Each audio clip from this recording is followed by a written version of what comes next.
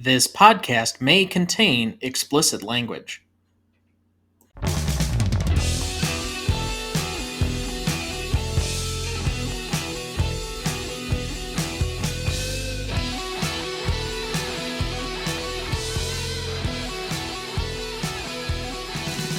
Welcome to the Greatest Movie of All Time podcast, the show that uses a unique grading style to redefine what the greatest movies are. I'm Tom Duncan. And I'm Dana Duncan. Tonight, we apply our patent-pending Stanley rubric to one of our mutual favorite westerns, The Man Who Shot Liberty Valance. Directed by John Ford, starring James Stewart, Vera Miles, Lee Marvin, and John Wayne. However, quickly before we get to the show, next week it will be our 100th episode, and we will be covering one of the biggest and most widely recognized great films of all time to celebrate, The Godfather, directed by Francis Ford Coppola, starring Marlon Brando, Al Pacino, James Caan, and Robert Duvall. You won't want to miss that one, so watch ahead of the show by searching the Real Good app to find where it's streaming for you.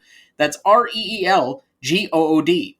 Also, you can still sign up for our weekly newsletter either by the website in the show notes, you can subscribe at the bottom of every page, or you can also email us at greatestalltimemoviepodcast@gmail.com. Also, you can find us on Instagram, Twitter, or TikTok at the handle at GMOAT Podcast, GMOAT Podcast. Additionally, did you know that in the episode descriptions of every episode, we put links to take you right to either the notes for that specific episode or to the full ranked and graded list of movies we've covered so far. Just open up the episode and you can find them right there to get more information on the show. Then, as we announced in the preview episode, we are taking the month of March this year to do another full trilogy, and you can help us decide. We're going to be putting up a Twitter poll on our profile at GMOAT Podcast to pick between 4 fan-favorite franchises to cover this March. You can pick between the Jason Bourne trilogy, the Austin Powers trilogy, the Naked Gun trilogy, and the Oceans trilogy. If you don't have Twitter but would like to participate, write us at greatestalltimemoviepodcast@gmail.com with your vote. And, as always, please like, follow, rate, and review the show on whichever podcast platform you use. We would really appreciate it. So, Dad, I do not remember the first time you showed me this movie, but I do remember loving this from whenever I saw it, approximately, I think, in my early teens, all the way up to now, and I think I usually watch this at least once a year.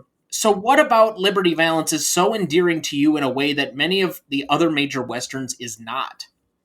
When I first saw Liberty Valance, I was a little bit older. I think I was in either college or law school. When your mother and I were first dating, and we were dirt poor, she was in college, I was in law school, I would record old movies on my VCR overnight and put together 3-4 videotapes. This is VHS time. And take my VHS player to La Crosse to see her, and we'd hook it up and we'd watch films. And I had always been, as a kid, fascinated by the Old West. And this film, to me, and I guess I'll just kind of jump the gun, what this movie is about, it's the whole concept of legend and fact. That legend and the Old West is built of characters that are more legend than they are of fact. Guys like Wild Bill Hickok and Wyatt Earp and all these guys, there's much about them that's bigger than life that made the Old West so romantic and such a interesting concept of American life. And so to me, this is the definitive story of legend and fact, where the two cross and you see how they diverge. And I think it's basically John Ford's salute and his, I would say more or less his conclusion to the Westerns that he had directed through the years. This kind of summarizes the entire aspect of the Western and puts it into the time frame of the 60s during a rather tumultuous period in American history. For me, I think more than anything, why this appeals to me, it feels like the last chapter of the Western, because realistically, what the majority of this movie is concerning is the final moments of the romantic West as we know it, as you referred to it just a minute ago, that the good guy with the gun can beat the bad guy with the gun. Or if you're more cynical than that, it's a completely dog eat dog world where the only way to survive is eat or be eaten. And this movie really contrasts the law and order guy with the altruistic guy who lives in between both worlds, John Wayne. And then finally, Lee Marvin's character, Liberty Valance, which survives only on the fact that he is the toughest guy south of the picket wire, save for John Wayne's character, Tom. And when we throw in James Stewart, who in no way appears to be a person that you would put in Westerns, and put him as kind of this lawyerly, almost nerdy character who has no business being in a gunfight, but finds that he's the only one willing to stand up on his own principles against the guy with the gun, who's the bully, who's the enforcer.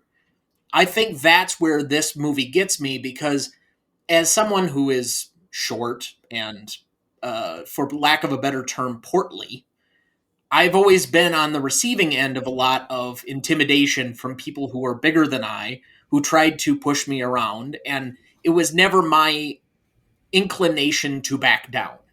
And so there's a lot of things, being a lawyer's kid, that I see myself in James Stewart and trying to stand up to this person, while at the same time that there's a certain principle of law and order and wanting to do what is right, establishing that might makes right no longer is the valid defining philosophy of this world. And I think that the romanticism of the West has been primarily about the strongest and the most elite are the only ones that survive. I agree. It borders almost as an anti-Western Western. Yes. It's not quite to the level of the anti-hero, but it does. Well, I don't think it's an anti-hero, but I agree more on the sentiment of the anti-Western. Where you would get a anti-Western with a potential anti-hero, I think that most people place is a movie we haven't covered yet, but will be at some point, Unforgiven. Yeah. Which is a much more violent, cynical film. Correct. It's been a while since I've seen it. I should actually sit down and watch it again. I think it's probably on streaming somewhere. You should be able to find it. But again, we'll be covering that at a different point in time. So I found it fascinating in doing the research for this, though. The New Yorker's Richard Brody described this as the greatest American political movie because of its depictions of a free press, town meetings, statehood debates, and the civilizing influence of education in frontier America. So I pose this to you. Is this a political movie? Thinking about it, we have How the West Was Won. This could actually be renamed How the West Was Tamed. Yeah, I could buy that. It's not the gunfighters coming into town. It's the lawyers. It's not the rabble-rouser. It's the drunken newspaper editor. The educated become the elite, as opposed to the strong. Correct. And it starts to see the balance, or the shift of the balance between brute strength and intellect. I would agree, but that doesn't inherently answer the political question of this movie. I thought in ways, I don't ever really think of a Western and a political movie in the same vein. I mean, to you and I think of a political movie, I'm immediately thinking to something like All the President's Men. That to me has always been a political movie, even though it's a journalism movie, because it's kind of a political scandal movie. I guess if you want to put something like The American President would be a political movie, but what defines political movies? And I think there is something to be said for his opinion on this. I found it actually quite fascinating that I think this has a lot of roots in what we would say is the beginnings, or what used to be what was taught in civics, when civics was still a class that they taught in education. Yeah. Well, and actually, if you're going to talk about this as a political movie, we should talk about it as a political movie that you have not mentioned, which is another James Stewart film, Mr. Smith Goes to Washington. Sure. Which is, again, a situation where the idealistic, is pitted against the moneyed interests or the stronger individual. So then another alternative title for this would be Mr. Smith Goes to the West. I can see that, yes. So who would you say is the main protagonist of this film? It's Wayne. Wayne is an example of a way of life in the West that is dying, and he is caught between the Old West and what is the New West. Understanding that might does not make right, and seeing that, which is in part why he ends up relinquishing Hallie and helping prop up Ranse as the politician and the future of the city, because he realizes that's the direction that it's going, and his ability or his viability is being lost into the future. He knows that he is going to be antiquated. But that doesn't answer the question. How? Reframe the question so that I apparently am not quite getting. I where you're asked you going. who the protagonist of this was. You said Wayne, but you didn't say why he was the protagonist. Everything resolves around him. The good, the bad. He is an opposite to every character in the film in some way. He fights Liberty Valance. He fights Ranse. He, in some ways, fights Hallie. He has to pretty much dance around every character in the film to some extent because he is antiquated. So I would have never given it a second thought. I always assumed that James Stewart is the protagonist in this. He's the top billed character, even though they were both pretty equal stars at this point in their careers and pretty close in age. But Stewart had defined himself more on different kinds or different genre of films. That being said, the reason why I asked this question at all was I saw a line from a Bogdanovich interview, ironically, with John Ford, that John Ford actually admitted that the protagonist is Wayne because every character relationship is defined by their relationship to him. Liberty Valance is the toughest man south of the picket wire, except me. Ranse is the hero and savior of the town when he's backed up by Tom's gun. Hallie is defined by her relationship to Ranse only when Tom is allowing her to be let go and allowing Ranse to basically take her as his own. I mean, every character defines themselves by their relationship to Tom. And honestly, it's nothing that I had thought about previous to seeing that. But once it did, it kind of opened up the movie to me a little bit. Well, really, Wayne is the Old West. It is how the Old West has affected all aspects of society in the old Western states. It explains the culture, it explains the lifestyle that many Westerners live, whether it's from the near Midwest, kind of the Nebraska, Oklahoma, into Colorado and Wyoming and Montana. I think Arizona, I think it explains it. And that's Wayne affects everyone in every aspect as the representative of the Old West, the West of the 19th century. So I'll just circle back then to the normal question we ask at this point in every show. But what is your relationship to this movie then? It is a movie I had seen bits and pieces of for years. And it is, again, as we seem to do in every episode, I revert back to my dad. It's a film my dad always liked and used to talk about, but it wasn't on a lot. And I just happened to see the film. I think I watched maybe half of it once while I was in high school or college with him. And then when it came on again, it was one of them that I recorded and watched with your mother. I think, if I remember right, we watched this and then watched the Paul Newman, Jackie Gleason film, The Hustler? The Hustler, in back to back on one night. 1960, 1962. Okay. So, So my relationship to this, and I mentioned most of it at the top, I don't remember the first time I watched it.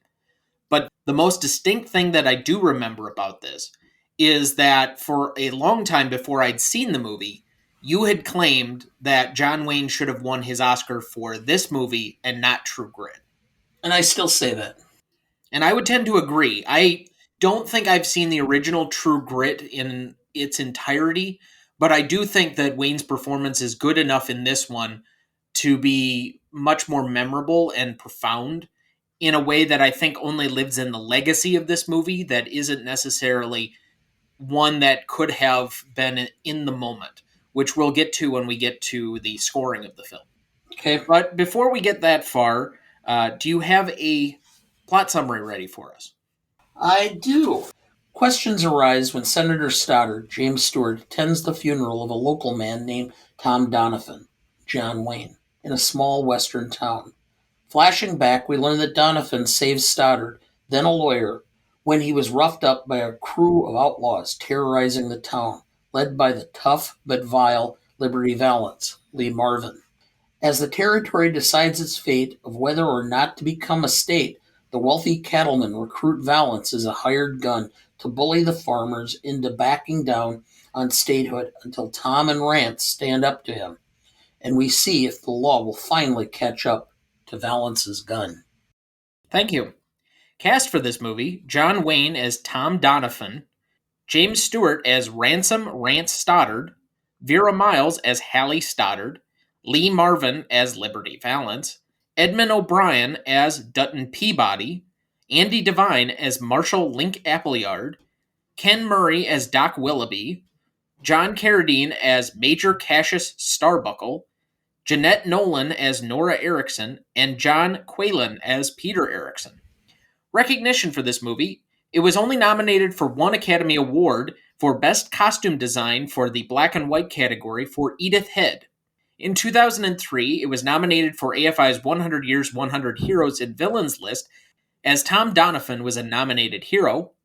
In 2005, it was nominated for AFI's 100 Years, 100 Movie Quotes for the quote, Maxwell Scott, "This is the West, sir. When the legend becomes fact, print the legend." 2008 for AFI's 10 Top 10, nominated as a Western film. And in 2007, the film was selected for preservation in the United States National Film Registry by the Library of Congress. It is considered the last great film of director John Ford, who still holds the record for most Best Director awards with 4. His last 3 films were Donovan's Reef, Cheyenne Autumn, and 7 Women. Did you know? John Wayne suggested Lee Marvin for the role of Valance after working with him in the Comancheros in 1961. Did you know? Several reasons have been put forward for the filming being in black and white. John Ford once claimed it added to the tension, but others involved with the production said Paramount was cutting costs, which is why the film was shot on sound stages at the studio. Without the budget restraints, Ford would have been in Monument Valley using Technicolor stock. It has also been suggested that since both John Wayne and James Stewart were playing characters 30 years younger than their actual age, Wayne was 54 when the movie was filmed in the autumn of 1961, and Stewart was 53, the movie needed to be in black and white because they would never have gotten away with it in color. The age difference was particularly noticeable in Stewart's case, since he was playing a young lawyer who had only just graduated from law school and had moved west without even practicing law back east. Did you know? This is the first occasion of John Wayne calling someone Pilgrim. Did you know? James Stewart related that midway through filming, John Wayne asked him why he never seemed to be the target of John Ford's venomous remarks. Other cast and crew also noticed Stewart's apparent immunity from Ford's abuse. Then, toward the end of filming, Ford asked Stewart what he thought of Woody Strode's costume for the film's beginning and end when the actors were playing their parts 25 years older. Stewart replied, "It looks a little bit Uncle Remus-y to me." Ford responded, "What's wrong with Uncle Remus?" He called for the crew's attention and announced, "One of our players doesn't like Woody's costume. Now, I don't know if Mr. Stewart has a prejudice against Negroes, but I just want you all to know about it." Stewart said he wanted to crawl into a mouse hole, but Wayne told him, "Well, welcome to the club. I'm glad you made it." Did you know? The one cast member who could get away with just about anything on the set was Lee Marvin. John Ford appreciated him not only for his acting and his World War II service as a Marine, but for Marvin's genuineness as a person. One day, Ford came on the set and Marvin whistled loudly through his teeth. The crew froze, certain there would be trouble. Instead, Ford just smiled, because he recognized that what Marvin was doing was giving the Admiral's whistle and piping the director on board. Did you know? John Ford was quite harsh on John Wayne during filming. Some have ascribed it to Ford's age and increasing impatience with filmmaking. Others say he resented Wayne because so few of the scenes Ford worked on without credit for Wayne's film The Alamo, 1960, actually made it to the screen. One day when Wayne casually suggested a minor scene change, Ford lost his temper and screamed, "Jesus Christ, here I take you out of 8-day westerns, I put you in big movies, and you give me a stupid suggestion like that." Did you know? According to Woody Strode, John Wayne was so hurt by John Ford's abuse that he took it all out on Strode. When filming an exterior shot on a horse-drawn cart, Wayne almost lost control of the horses and knocked Strode away when he attempted to help. When the horses did stop, Wayne tried to pick a fight with the younger and fitter Strode. Ford called out, "Don't hit him, Woody, we need him." Wayne later told Strode, "We gotta work together, we both gotta be professionals." Strode blamed Ford for nearly all the friction on the set. Quote, "What a miserable film to make," he added. Did you know? Valance addresses several characters as dude. From the 1870s to 1960s, this was a pejorative term with the approximate meaning of overly dressed city slicker, usually applied to city dwellers visiting rural areas. In the 1960s, surfer culture adapted the term to mean friend or companion. Did you know? At the time of release, this was dismissed as a lesser work from a once great director and was stuck on the bottom half of double bills. Let's take a quick break and we'll be right back.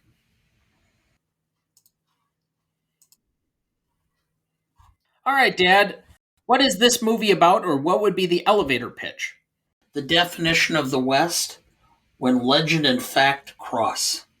I had a new law and order comes to the Old West as law tries to replace the last vestiges of the hired gun. Okay, Okay. Best performance for you? John Wayne. That was mine as well.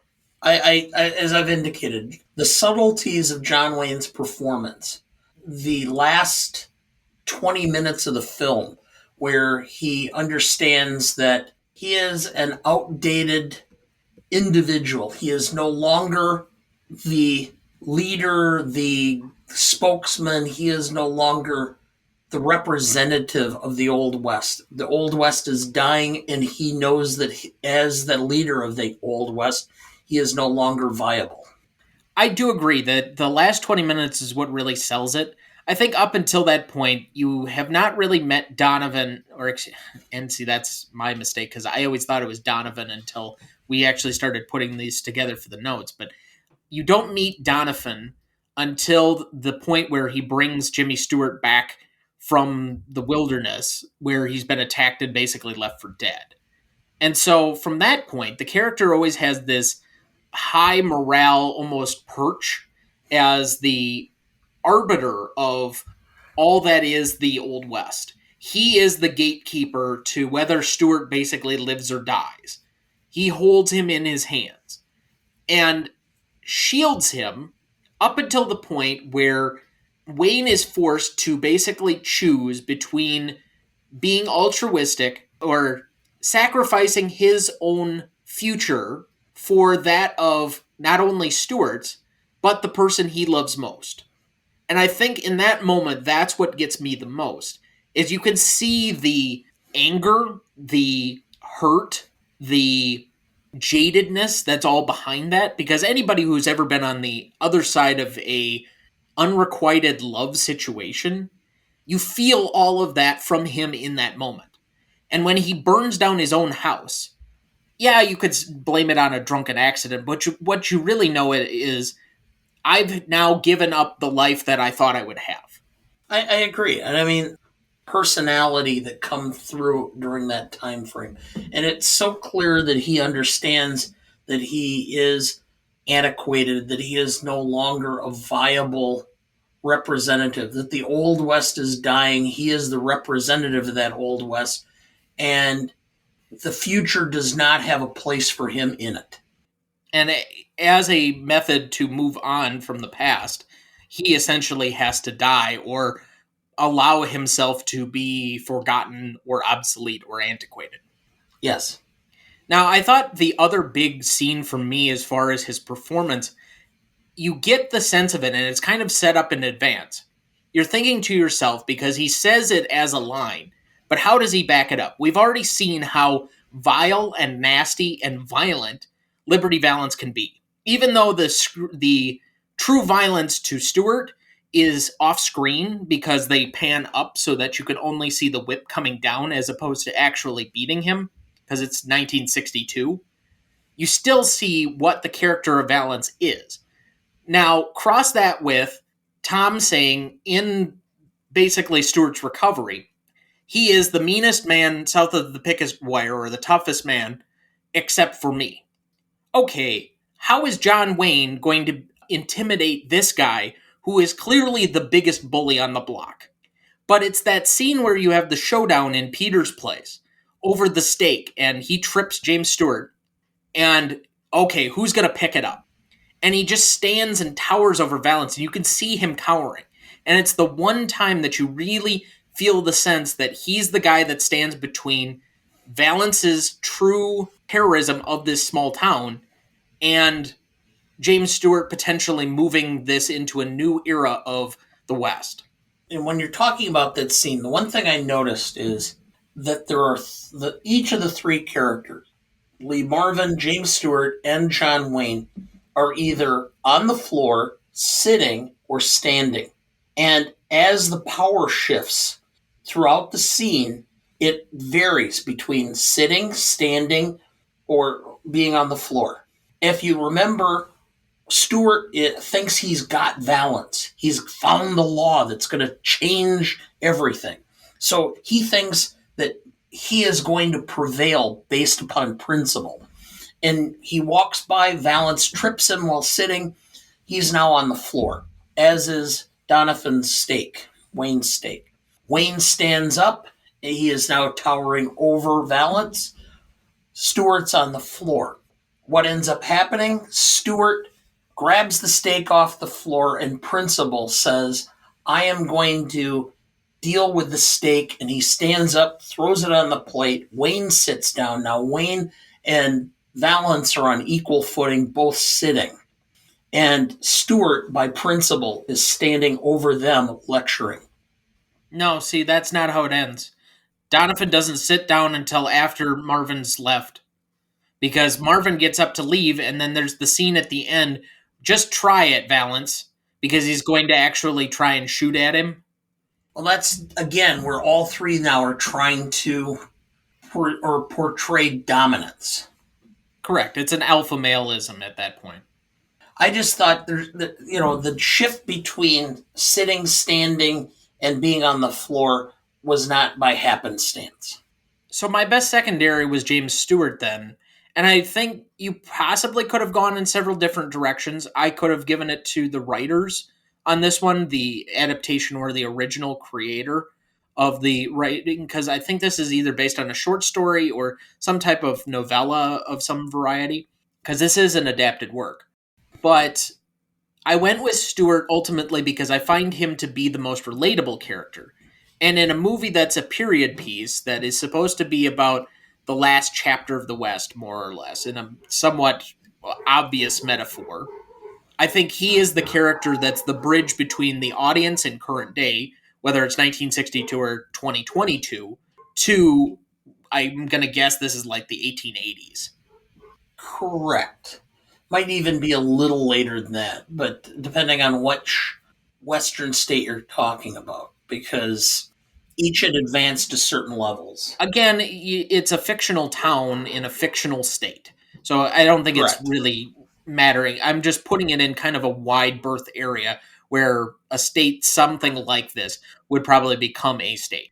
Regardless of any of that, I think Stewart excels all the time at playing altruistic characters that have principled, almost naivete.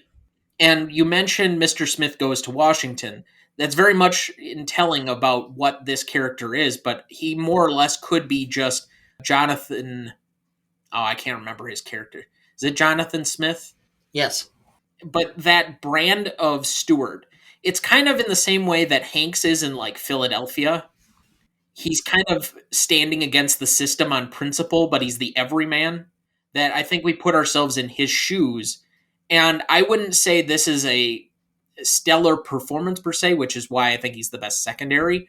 But there's a certain talent that he could just do and bring out, even though it may not have been his fastball. His changeup is still pretty damn good. Correct. That's why I had him also as my secondary performance as well, because I thought there's a certain level of subtlety that comes in there, and his willingness to stand up for principle that comes out. And you use the term any man or every man, and you mentioned Tom Hanks in Philadelphia. There's a reason why the two are often compared to each other. I think they both have a certain quality that are relatable for most average males in this country, that they at least see themselves to some extent in either Tom Hanks and or James Stewart. So then finally, most charismatic, who did you have down? Lee Marvin. Lee Marvin is so good. I will give honorable mention to the Marshal, Andy Devine, who I always loved as a character actor, dating back to his radio days in the early 1930s when he was part of the Jack Benny radio show.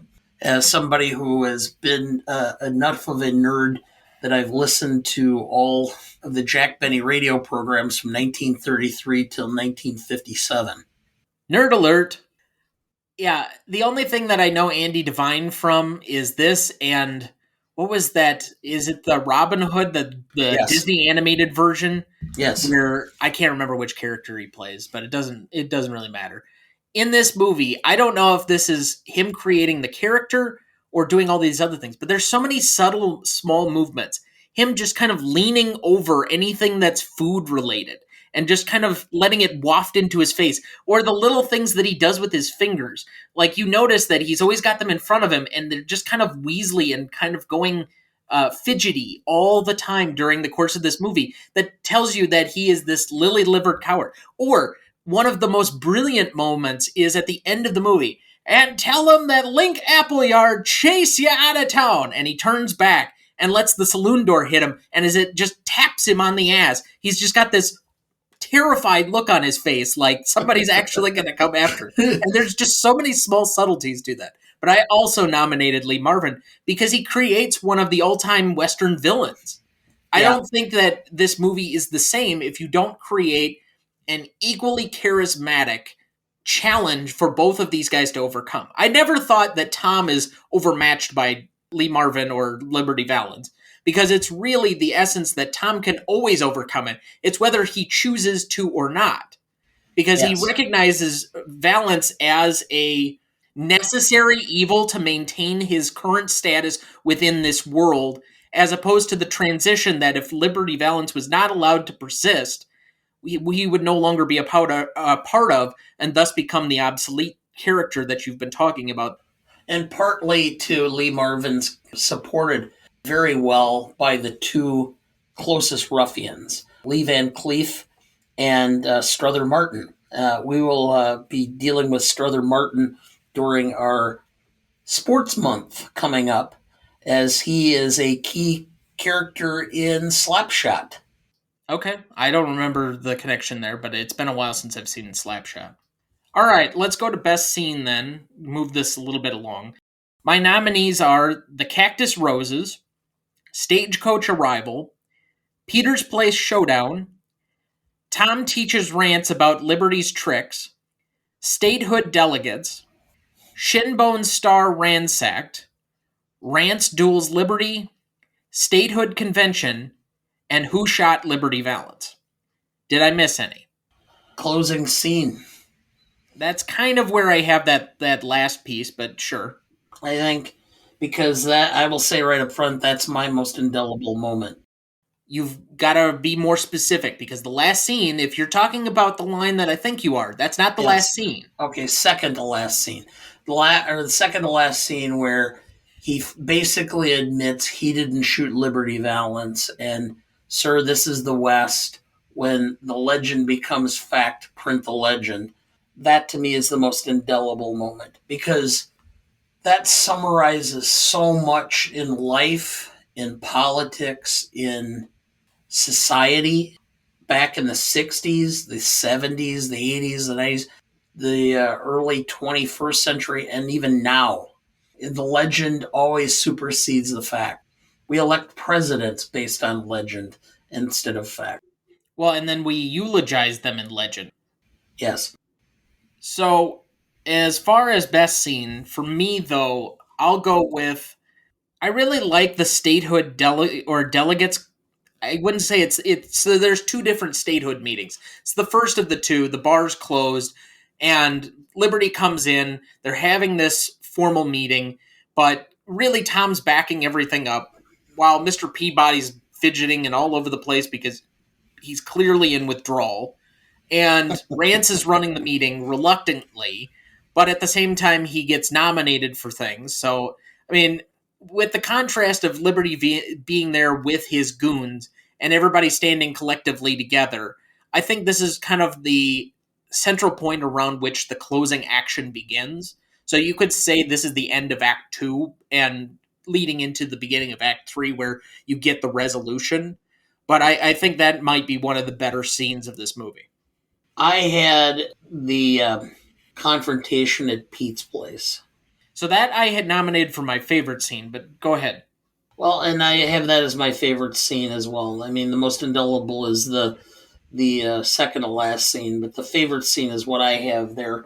Is that because of what I had indicated, which is it was fast flowing. It was where there was an interaction between the Old West or the epitome of the Old West and Lee Marvin, the crossover where it's right and might with John Wayne, and then intellect and reason with Stewart, and the three of them are constantly interweaving against each other, trying to see who would end up dominant. So I went with that as my favorite scene just because I like the interplay between the three of them. And there's not many scenes where all three of them are together, really kind of facing off against each other. And you get the push and the pull of where each of these guys stands in this conflict, because really it's a triangle reaction of conflict during the course of the movie. That Stewart's in one corner, and if he ultimately succeeds, the other two have to fail in some way. If Tom succeeds, then both of the other two have to fail, et cetera, Yep. et cetera, et cetera. And so you have this, it's almost kind of a metaphorical Mexican standoff of ways in which this is a conflict. So to me, that's the best scene, or excuse me, that's my favorite scene because of how they each are able to play off of each other, probably for the only time in the movie. And I think those are the three strongest characters. So most indelible for me, I know you've mentioned yours already, so we won't even touch on that one. But Correct. for me, the most indelible will always be that scene where it's the reveal. Especially the first time you watch this, you are led to believe Stewart's killed it. And he's feeling all of this guilt and anxiety and how can I build a life and a legend based on killing a man when it's against every principle I've ever stood for? You stood up to the bully, but you had to do it in a way that was outdated, to continue to borrow that phrase. And so he tries to leave. He's going to go home. He says he's going to go back east. And it's Tom who not only stops him, in the moment where Tom could have everything that he wanted, he could have his Old West still there, he could have his girl because he's going to leave. And he does the altruistic thing, realizing that the person he loves does not love him that way.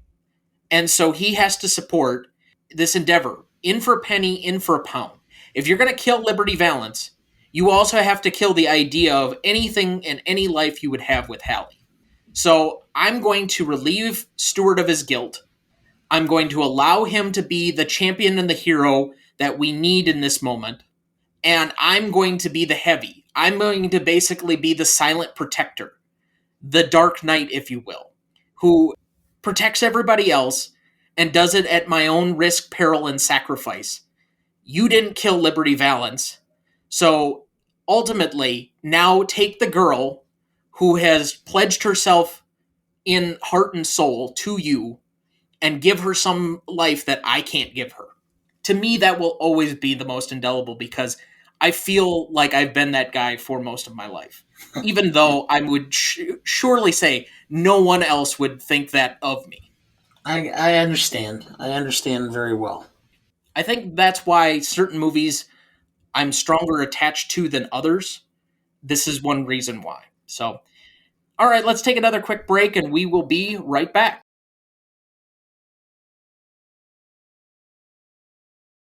Welcome back. All right, before we move any further, Dad, do we have anyone to remember this week? Yes, we have several. Andre Leon Talley, 73, a fashion writer and former creative director of Vogue. He joined Vogue in 1983 as the magazine's fashion news director before he was promoted to creative director to editor-in-chief. Anna Wintour in 1986. He held the role until 1995. He was a judge on America's Next Top Model for seasons 14 to 17. He was also author of a memoir, The Chiffon Trenches, which takes readers through his 50-year-long career in the fashion industry. We also lost Gaspard Ulliel, 37, French actor, was a well-known name in France, working with some of the industry's top actors and directors, including Bertrand Bonello's 2015 biopic Saint Laurent, where he played the French fashion mogul Yves Saint Laurent. His breakout performances included roles in Jean-Pierre Jeunet's A Very Long Engagement, Bertrand Tavernier, La Princesse de Montpensier, forgive my French accent here, Xavier Dolan's It's Only the End of the World, which won the actor a César Award in 2017 for his starring role alongside Marion Cotillard and Léa Seydoux. He made his English language debut in 2007's Hannibal Rising and stars alongside Oscar Isaac in the Marvel upcoming Moon Knight series. He unfortunately passed away in a skiing accident. Yvette Menu, 80, American actress, was a 1960s star of hits such as The Time Machine and Where the Boys Are. Her other major titles included Platinum High School, Mr. Lucky, Four Horsemen of the Apocalypse, Toys in the Attic, Joy in the Morning, and the TV series The Most Deadly Game. She originated the role of Clara Johnson in Light in the Piazza, opposite Olivia de Havilland as her mother. The film went on to be adapted into a Broadway musical. Minu was also a writer, penning TV movies such as Hit Lady and Lady Boss, which she also starred in. Fred Paris, 85, band leader and singer, was the leader of the doo-wop group The Five Satins, who penned their signature song In the Still of the Night.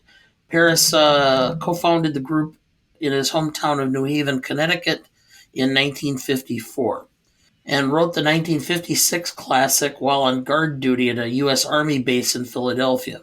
The Five Satins recorded In the Still of the Night in the basement of a New Haven church, a modest start for a song that would become one of the most endearingly popular of its era. I never expected to have so much of an impact, Paris recalled in a 2014 interview with the New Haven Register. I didn't know if we were going to listen to it for 15 minutes later, let alone 50 years. The song has been real good to me. By the way, the song was not as you sang it, but In the Still of the Night. Yep, okay, my mistake. Joe Dunn, 86, British stuntman and coordinator who worked on Reindeer Games, Mercury Rising, and The Usual Suspects. This is one that you and I discussed. Not really film, but more pop culture in general and entertainment. Ralph Emery, 88, American Hall of Fame disc jockey and television host. Began his career in the 1950s at a small radio station in the state before going on to become one of the most famous TV and radio personalities in country music, including announcing at the Grand Ole Opry from 1961 to 1964, according to the Country Music Hall of Fame. Ralph Emery's impact in expanding country music's audiences is incalculable. On radio and television, he allowed fans to get to know the people behind the songs. Ralph was more a grand conversationalist than a calculated interviewer. Above all, he believed in music and in the people who make it. Kyle Young, CEO of the Country Music Hall of Fame and Museum, said in a tribute on its website. Emery was inducted into the Country Music Disc Jockey Hall of Fame in 1989 and the Country Music Hall of Fame in 2007. Before it became, he's been a television personality that's had a lot to do with country music and the presentation of it on television for a number of years. As I indicated, when I was a kid and listened to country music, he would still once in a while MC at the Grand Ole Opry, and as a small boy, I could listen and thought it was really cool to get Clear Channel out of Nashville to listen to the Grand Ole Opry at what I thought was really late at night, 9 o'clock on a Saturday. And then Richard Fulmer, actor known for Straw Dogs, Cleaner, and The Root Cellar, passed away at 79. Thank you. We take a moment here of silence in their honor.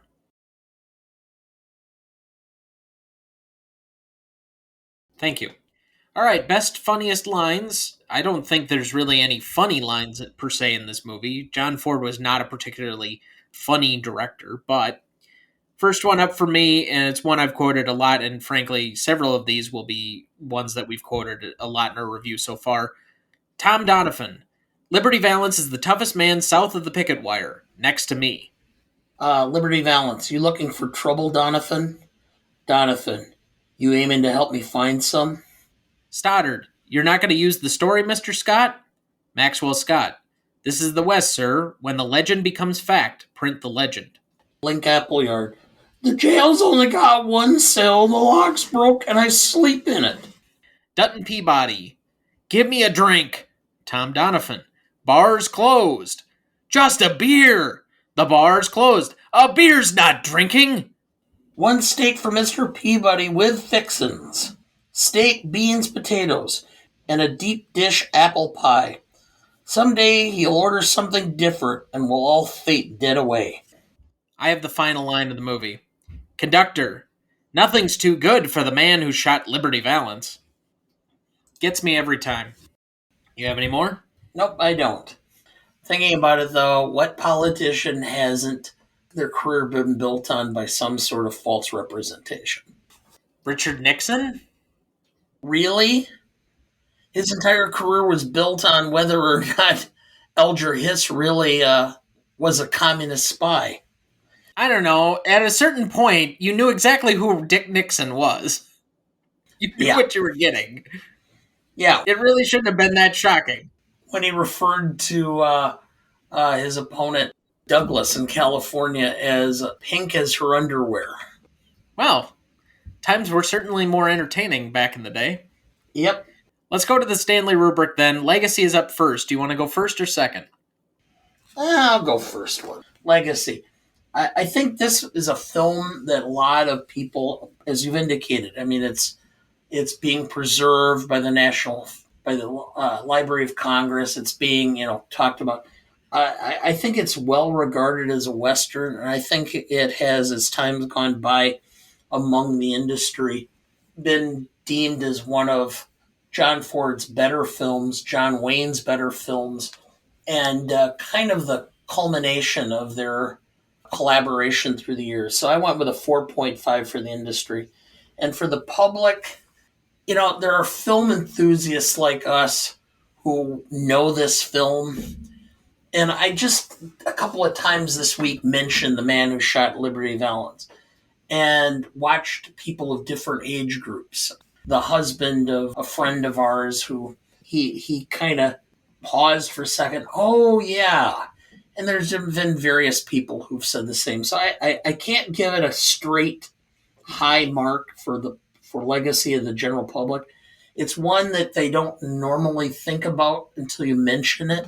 And then all of a sudden, like a light comes on and they go, oh, yeah. So I went with a 4 on that simply because people who are familiar with it really like it. They just don't always think about it. All right. So what was that a total for you? 8.5. You had a 4.5 for industry and a 4 for the audience? Yes. Really? Yes. With that as your last sentence on the audience, that not a lot of people know of it and can barely remember it? I mean, No, good they God, don't Dad. think about it. But the minute once you mention it, almost everybody likes the film. No. I'm sorry. There's just no way. So I'll lay it out for you. First off, industry on that part of it, I'll agree with you that for the industry, I think there's been a re-examination, a reckoning on this film.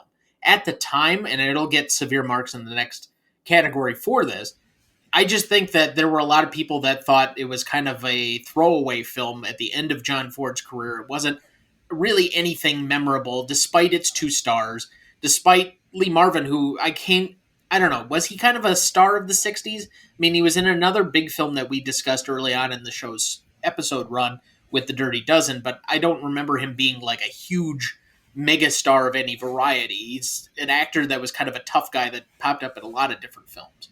But despite all of that, I see this often, and I went and looked up, what are the greatest Westerns? And I started looking through about 10 to 15, 20 lists this afternoon while I was putting my notes together.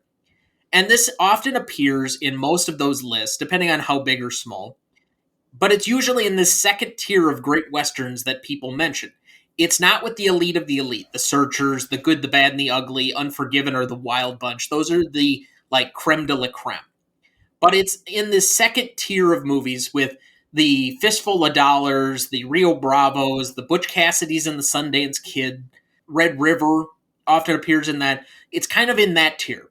So from that standpoint, because it's kind of been bumped back up the list, and because it's been more recognized as a better film, as you said, for Wayne and Stewart and Ford, and this great collaboration between the three of them, I went a 4 for industry. But this is a 1 for audience. Because I don't know many people who know anything about this movie. Nobody under the age of about 40 probably has heard of this movie. I hang out in movie circles with certain people that are 10 to 15, 20 years older than me that have heard and seen a ton of these classic movies that we talk about. And I talk about them on these Discord channels with people. They hadn't heard of this today while I was just mentioning I'm putting the notes together for it. So I love the fact that we can introduce this to a new audience because you and I love this movie. We truly love it. And I would agree. The people that have seen it and really know it love this movie. But this is an often forgotten film.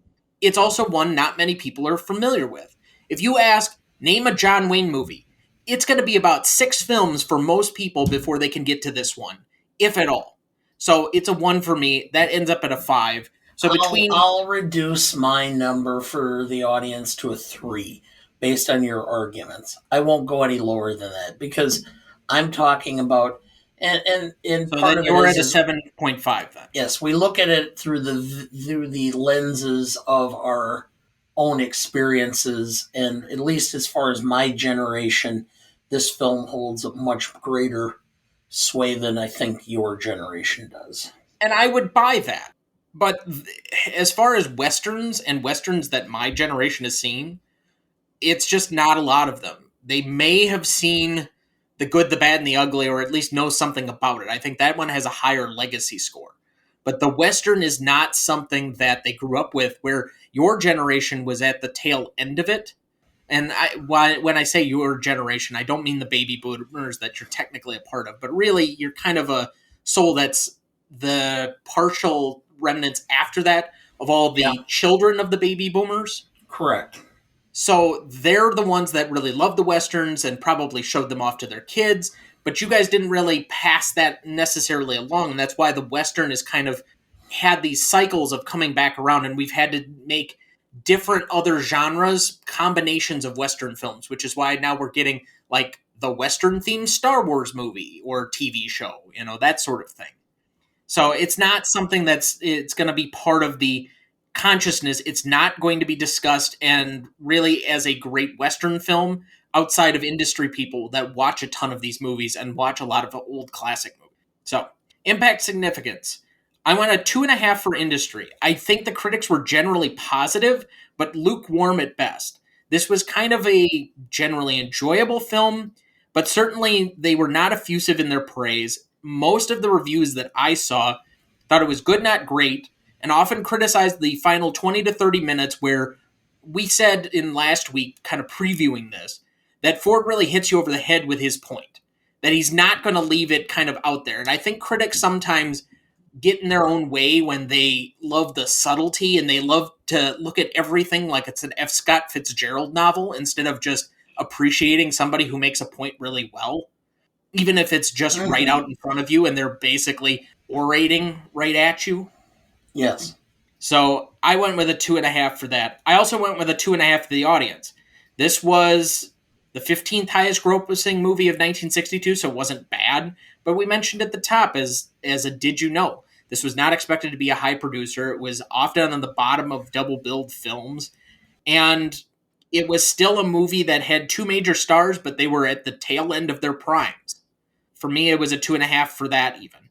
So I ended up at a 5 for that category as well. Impact, significance for the industry at a 3. I thought it did fairly well as far as what the critics were saying, and I think it was appreciated more than what you're indicating. The industry itself, I think it exceeded expectations, so I'm a little higher than you are.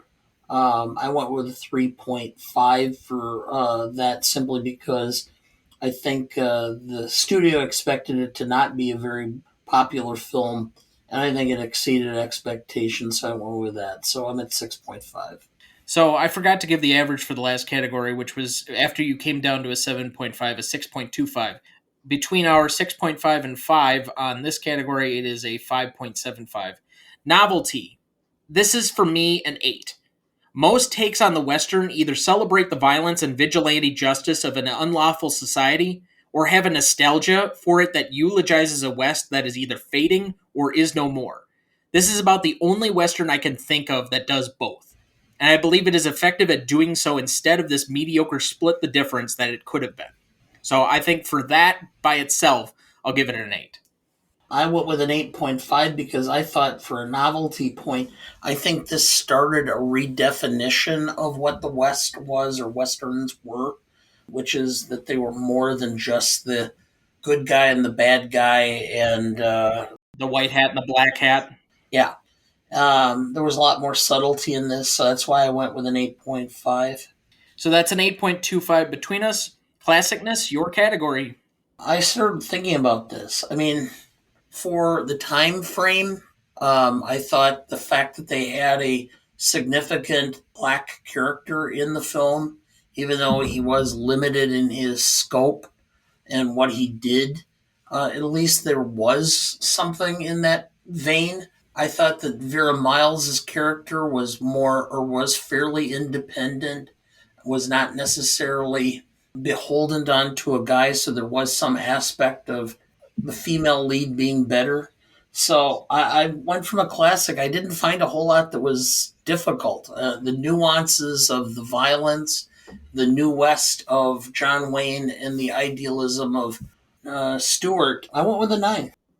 The only way I would say that you might take a few points off is that how much they do to avert your eyes from any of the violence. I think that if you're really going to put the juxtaposition in between the Old West and the New, you really have to emphasize the difference between principle and the violence of the dog eat dog world of the New West, or excuse me, the Old West that had no rules and no law. So that would be one of the only things that I think that it doesn't necessarily age well, because in a modern sense, or even a couple of years later, you're talking about Sergio Leone's movies are drastically different from this as far as a violent standpoint, where The Wild Bunch, I think, was 1967, and Peckinpah is extremely violent in that movie. I mean, he's just gunning people down left and right. I mean, you could barely walk out on the street and you're getting gunned down by 7 or 8 stray bullets. So I think there's a little bit of a difference between where the 60s were and ended up being even a year or two later, or which directors were taking chances on these. That's one of the few areas that I would, but I didn't really take any points away from that because I don't think it's that kind of story. When we talk about a Mr. Smith goes to the West, that's kind of what we're talking about. And I don't think John Wayne or James Stewart really would have fit in this uber violent type movie. But from not taking any points really away, I usually start at a 7, and I've been on record for almost the entire point of the show. I started a 7 on this category and either take points away, give points up based on that. If it's just kind of average, I can't take points away. I'll just stay at the 7. For being on a soundstage or backlot as opposed to Monument Valley, as we kind of mentioned in the Did You Know section, like many other Ford Westerns, specifically The Searchers and maybe Red River, it doesn't look quite as appealing, but it is still an effective visual storytelling. Whether you want to say this is kind of a noir Western, to be kind of oddly specific about it, the one area I could look to either raise or lower this total yet is the discussion of the two characters you already mentioned, Pompey and Hallie. Both to me are stronger moral characters with their own motivations and agencies, but are still mostly sidekicks to the momentum of the changing West that engulfs the two major protagonists. I don't think this was as much for a racial statement for Ford, but it still does make you aware that the attitudes of the West are changing, but they haven't evolved in all areas yet, namely women and blacks. So I went with an 8. All right. Do you need help with the math? It's an 8.5 average between them. All right. Rewatchability. I could probably watch this movie 5 to 8 times a year without much of an issue. This is a 10. The only reason I wouldn't give it a straight 10 is because there are some days, quite frankly, due to stress and anxiety and all of the demands on my time and schedule, a comedy is something that I would rely on much more than a Western. So I went with a 9.5. I just love watching the film, and I can pick it up in the middle and know where it is. And, any aspect of it is fun to watch. So that's a 9.75 between us. For audience score, we had an 88% for Google users. We had a 92% for Rotten Tomato users. That averages out to a 9 total points. So then to repeat, we had a 6.25 for Legacy. We had a 5.75 for Impact Significance. We had 8.25 for Novelty. We had 8.5 for Classicness. We had a 9.75 for Rewatchability. And we had a 9 for Audience Score, giving us a 47.5 overall score. It would put it between Beverly Hills Cop and A Night at the Opera, last week's movie. Wow. Okay. So kind of like right dab in the middle of this list. All right. So that will be the 96th different movie reviewed on the show. I know we have episode 100 next week, but we have had 3 revisit episodes. But that's kind of where the list is going into number 100 and potentially the greatest movie of all time, which I assume could get very high marks, and I had a working assumption would be the greatest movie of all time when we started this show. That's always been my working thought, but we'll see what happens next week when we put it through the rubric. So, any remaining questions? No, not really. I've always had one, and it's the one that's really stuck out to me. They come back for Tom's funeral, and somewhere in the notes here, it implied there was a roughly 25-year period where Ransom Stoddard is like governor 3 or 4 times, and then he goes for like 2 terms in the Senate. Then he was a ambassador to somewhere that I can't remember, and then Port of St. James, which is that's what it was. England or Great Britain. Okay, but regardless, so they're probably away for 30 years or something to that effect. And Tom has burnt down his house, and we can see from the opening scene that he has clearly not rebuilt it. So if Tom burnt his house and clearly never rebuilt it, given the scene near the beginning of the movie, what was the rest of his life like, and where did he go? Nowhere. Well, I mean, he dies in Shinbone. Yeah. But, like, what happens with his life? He's just a vestige of bygone era. Yes. So he just is hanging around waiting to die? More or less, yes. That's an awfully sad character. Yes. So any final thoughts for the week? No, not really about the movie. I'm kind of excited about hitting 100 next week, so. As am I. I don't know of all the surprises we may or may not have in store yet for that one. I think I'm going to try and put some curveballs in place, but we'll see what we have in store. I know most of the ones, actually all of the big ones that we've done so far, 25 when we did Rio Bravo, 50 when we did Casablanca, 75 with Wizard of Oz. You and I have done ourselves. So we haven't had anybody guest or do anything for one of the huge episodes. But it'd be nice if we had maybe some drop-ins from some of our more frequent guests and some people for some congratulations or maybe some fan write-ins somewhere or another. But yeah, gonna be 100 next week. Not many people or shows make it to this point. Yeah, very full or small number make it to 100, and we had kind of some nice marks recently as far as the number of downloads. So Yes, that's right. We did hit the 10,000 mark in the last week or so. And again, if you enjoy the show, please suggest it to others.